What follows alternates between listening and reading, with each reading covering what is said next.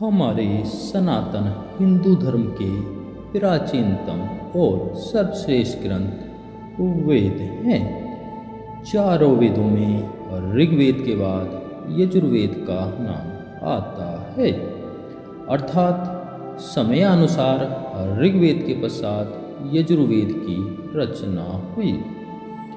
अन्य वेदों की तरह यजुर्वेद भी श्रुति ग्रंथ है, जिसके अनुसार हमारे ऋषि मुनियों ने अगली पीढ़ी को श्रवण या सुनाते हुए यजुर्वेद का ज्ञान संरक्षित किया।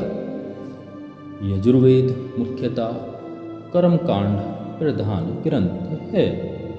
ऐसा माना जाता है कि यजुर्वेद की रचना वर्तमान हरियाणा के कुरुक्षेत्र के निकटवर्ती क्षेत्र में हुई। यजुर्वेद से आर्यों के सामाजिक, आर्थिक और सांस्कृतिक जीवन की बहुमूल्य जानकारी मिलती है। यजुर्वेद गद्यात्मक है, जिसमें ऋग्वेद के 663 मंत्र पाए जाते हैं।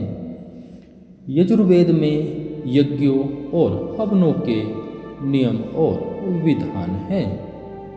यजुर्वेद में वैदिक काल में धार्मिक कर्मकांड आयोजन में यज्ञ करने के लिए मंत्रों का संग्रह है। इसमें कई यज्ञों का वर्णन मिलता है, जैसे अग्निहोत्र, अश्वमेध, वाजपेय, सोमयज्ञ और राजसूय यज्ञ। यजुर्वेद की दो शाखाएं हैं। पहली दक्षिण भारत में प्रचलित कृष्ण यजुर्वेद, जिसे ब्रह्म संप्रदाय भी कहा जाता है।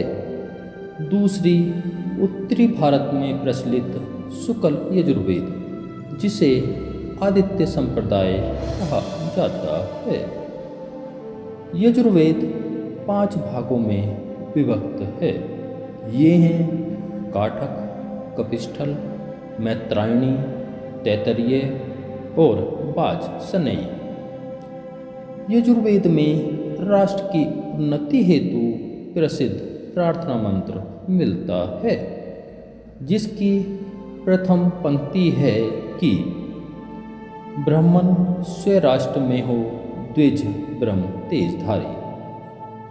इससे पता चलता है कि वैदिक काल में भी आर्यजन अपने राष्ट्र की उन्नति की भावना से भलीभांति परिचित थे। यजुर्वेद का अंतिम अध्याय ईशावास्य उपनिषद है, जिसका संबंध आध्यात्मिक चिंतन से है। यजुर्वेद भारतीय ज्ञान व संस्कृति परंपरा का मुख्य अंग है। यजुर्वेद के संपूर्ण संसार में प्रचार प्रसार द्वारा सभी लोग इस महान ग्रंथ की शिक्षाओं और यज्ञ पद्धतियों से लाभान्वित हो सकते हैं। हमारे ऋषियों के ज्ञान का विश्वव्यापी प्रचार और प्रसार होना नितांत आवश्यक